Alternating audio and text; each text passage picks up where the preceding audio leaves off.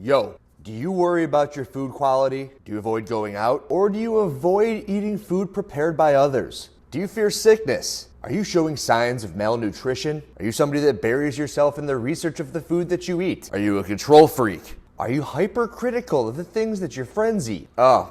Do you do CrossFit? Well, if you do all of these things, then there's a chance that you might be orthorexic. Orthorexia is an unhealthy focus on eating food in a healthy way. Eating nutritious food is good, but if you have orthorexia, you obsess about it to a degree that can damage your overall well-being. Stephen Bratman, MD, a California doctor, coined the term in 1996, which means that it's relatively new. All words are made up, and this is one of those newer ones. Off the top of my head, CrossFit came around 2000, and Zach Tealander 7 days ago put up a video saying that can CrossFit cause orthorexia? I don't think CrossFit can cause orthorexia, but I had a route in which I wanted to go to this video, and I figured maybe I can tie in something from another day to something that I wanted to talk about today, and that is, how long does it take for you to lose your gains? Are you going to lose all of your fitness, and how quick does that happen? And then on the other end of the spectrum, there is the orthorexia issue, and this is mostly about food. That entire definition on WebMD is a food related. However, when you bring in the CrossFit view of everything, it's probably food and exercise. You need to exercise in order to keep up with whatever it is your ideal vision of yourself is. I'd venture to bet that as I was reading those things off, you're like, oh shit, I do that a little bit, and I do that a little bit, and I think that they're like everything is a spectrum to these things. And I actually do think that there's a little bit where it's, if you're right in the middle, you want to be on the side of being more cautious with this stuff. You want to be weary of the things that you're putting into your body. You want to be a little bit paranoid about the way that your friends have prepared your food. You do want to be fearful of possible sickness. Don't just throw caution to the wind every chance you get. Is it smart to know how many calories are in a sleeve of Oreos? I believe it's something like 180 calories for 3 Oreos off the top of my head. We'll check that later. And I also believe it's something like 580 calories for a Big Mac. Maybe that's without the bun. Maybe it's 720. Those are both also off the top of my head. But the more you know, the more power you have to make educated decisions on the things that you're doing.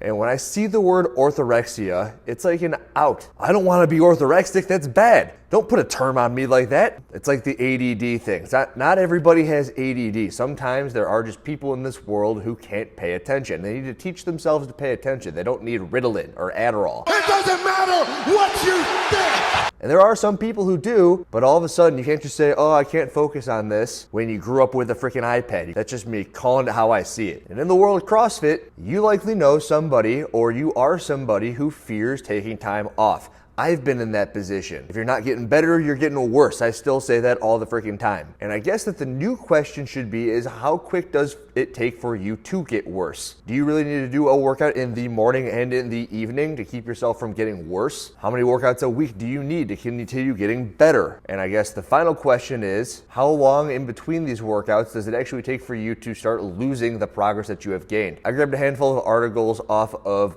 PubMed. I don't really know how people feel about that, but this is one of the very few chances I get to put my freaking kinesiology exercise science degree into play, where I just kind of look into these sort of articles. And to be entirely honest, I skim through the introduction, I skim through the subjects, the procedures, the results, and I go directly into the discussion, because most of what you need to know is all in the discussion. First one is a study where they take a handful of dudes, they have them work out for 4 weeks. Some of them they give protein, some of them they don't give protein. They have them not work out for 2 weeks, and then they have them do 4 more weeks of exercise. They want to see if there's any difference between the protein given group and the non-protein given group in relation to their ability to keep the amount of muscle that they put on in that initial 4 weeks. This study shows that if you join a CrossFit affiliate, you do work out there for 4 weeks and then you go take a vacation for 2 weeks. Everything is not lost. That's important. People just think, oh, I'm going to take a vacation, and it's like, oh, I worked out for a month, fuck it, I'm never going to go back. Is that what you think? You think? If you go back and you do 4 more weeks of training, you will maintain most of the muscle or whatever sort of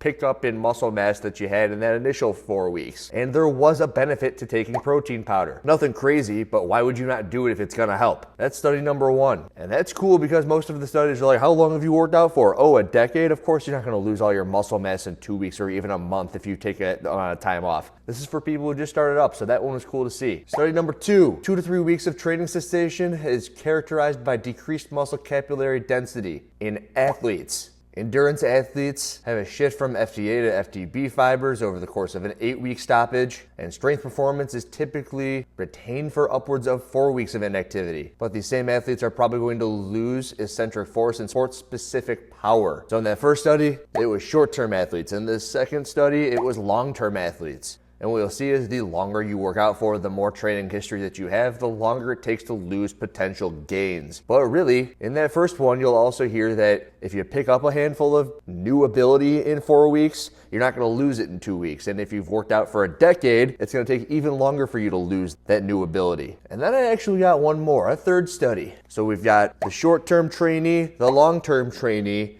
and then we have the performance-enhancing drug user. They used a mouse, whatever. They gave the mouse testosterone propionate. That's a short ester testosterone. Saw a 66% increase in the number of myonuclei and a 77% increase in fiber cross-sectional area. Mouse got fucking jacked. Female mouse got fucking jacked. 3 weeks after removing the drug, the fiber size was decreased to the same as it was beforehand.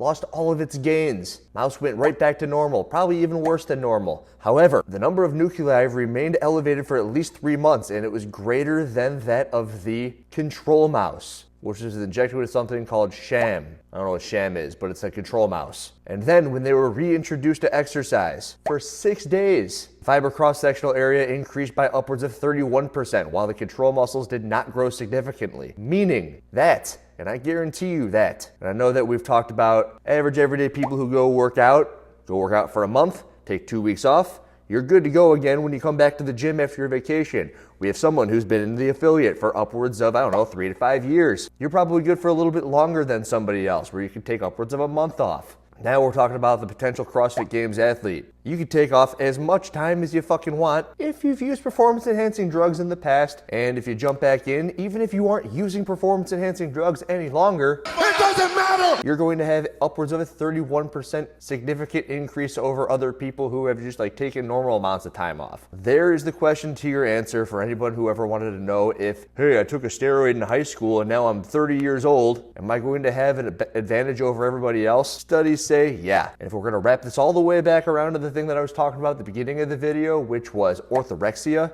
it should give you a little bit of context to say you can take it easy sometimes, a little bit. You don't have to be so nutty about it all the freaking time. See, as you can see, the more you fuck around, the more you're going to find out. I've been there, I've done that, and I've lived on either side of the spectrum at this point. Well, I guess I could say I've lived on both sides, because I used to be a fat little shit. Had absolutely not a care in the world, did whatever I wanted, and that is definitely something that I didn't want to do. And then I've also been the person who did freaking Murph twice the day after I got back from regionals.